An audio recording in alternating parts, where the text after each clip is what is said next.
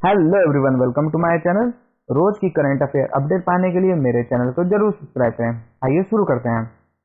Air force martial विवेक राम चौधरी को appoint किया गया है इंडियन एयरफोर्स का न्यू वाइस चीफ। ये हरजीत सिंह अरोड़ा को सक्सीड करेंगे। इंडिया के current chief of air staff हैं RKS भदौरिया। अमेरिका के farmer US defence secretary Donald rumsfeld का निधन हो गया। इराक तथा अफगानिस्तान वार में इनकी बहुत ही महत्वपूर्ण भूमिका थी। निहाल सरेनी ने जीत लिया है Silver Lake Open chess tournament.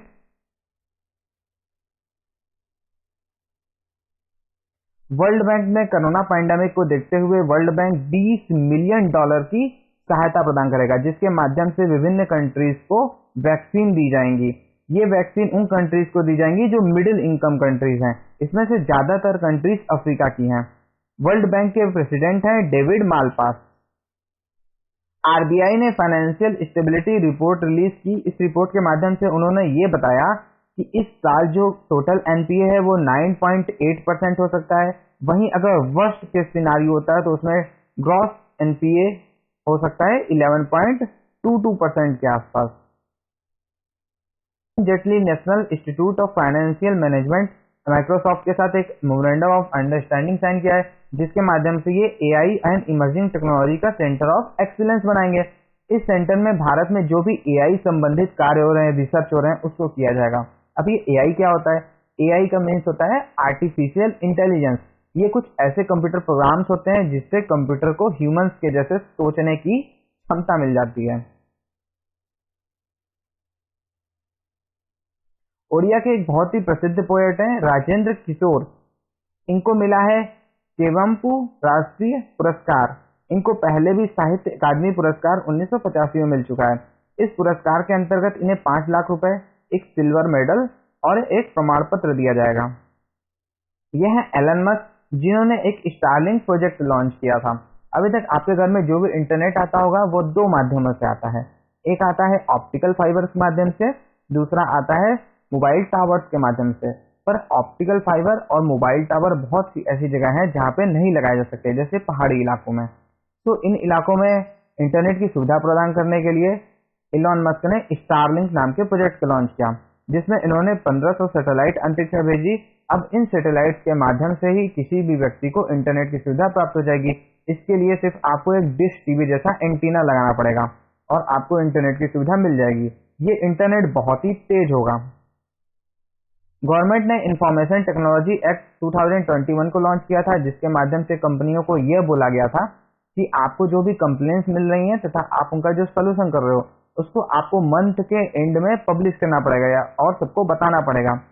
तो इसके लिए गूगल ने 27,762 कंप्लेंट्स को प्राप्त किया और उन्होंने 59,350 कंटेंट्स को अपने सोशल मीडिया साइट से हटा दिया।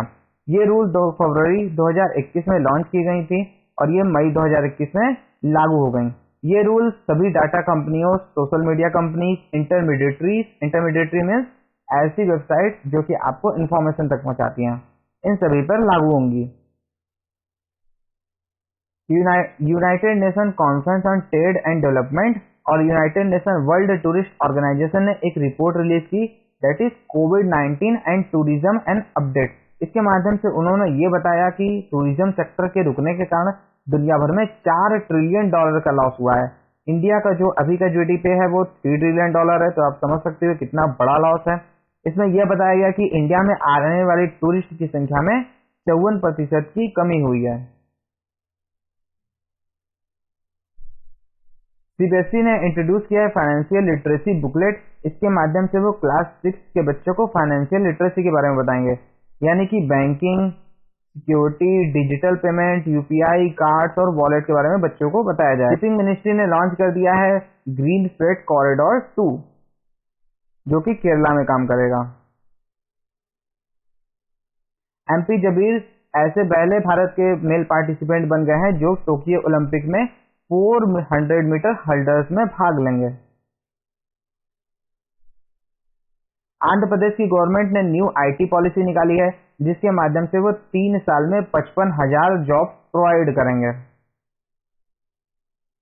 2015 में अपनी एक प्रोग्राम लॉन्च की थी जिसका नाम उन्होंने रखा था डिजिटल इंडिया प्रोग्राम, जिसके माध्यम से भारत में किसी भी कार्यालय में जो कार्य किया जाता है, जो सरकारी कार्यालयों में कार्य और योजनाएं लाई जाती हैं, उनको डिजिटली लोगों तक कैसे आसानी से पहुंचाया जाए, इस संबंध में कार्य किया जाना था, जिसके माध्यम से आधार, डीबीटी यानी कि डायरेक्ट बेनिफिट ट्रांसफर यानी कि लोगों के खातों में डायरेक्ट पैसे को पहुंचाना, common service centre, digi locker, mobile based उमंग ऐप को लॉन्च किया गया। तो इस प्रोग्राम के आज 6 साल पूरे हो चुके हैं।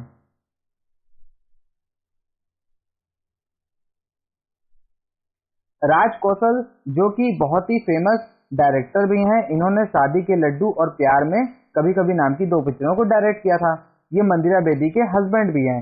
इनका निधन हो गया। भारत का इकलौता संस्कृत अखबार संस्कृत डेली के संपादक संपत कुमार का निधन हो गया। इन्हें 2020 में गवर्नमेंट ऑफ इंडिया के द्वारा पद्मश्री का पुरस्कार भी दिया गया था। 2017 में गवर्नमेंट ऑफ इंडिया ने जीएसटी को लाया था। जीएसटी के माध्यम से भारत में वो एक वन नेशन वन टैक्स लाना चाहते थे। इसके 4 साल पूरे हो गए हैं। अभिमन्यु मिश्रा दुनिया के सबसे यंगेस्ट ग्रैंड मास्टर बन गए हैं। यह उपलब्धि इन्होंने 12 साल 4 महीने और 25 दिन में पूरी की। ये new Jersey United states of America के रहने वाले हैं। 1 जुलाई को नेशनल डॉक्टर्स डे मनाया गया।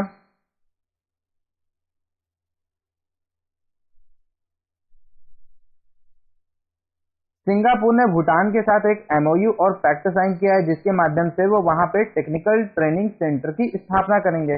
इसमें भूटान के युवाओं को रोजगार प्रदान किया जाएगा, साथ ही साथ उन्हें टेक्निकल ट्रेनिंग भी दी जाएगी।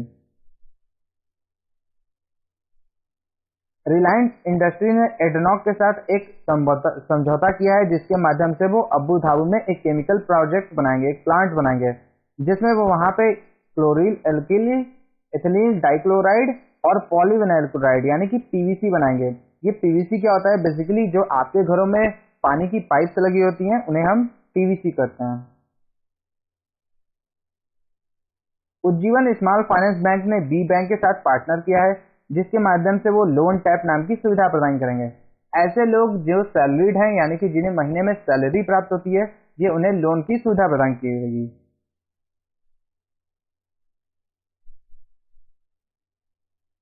एक्सिस बैंक ने एग्रीमेंट किया है अमेजन वेब सर्विसेज के साथ, जिसके माध्यम से वह अपने ग्राहकों को अमेजन वेब सर्विसेज से टेक्नोलॉजी प्रोवाइड करेंगे तथा डिजिटली ट्रांजैक्शन करने में सुविधा प्रदान करेंगे।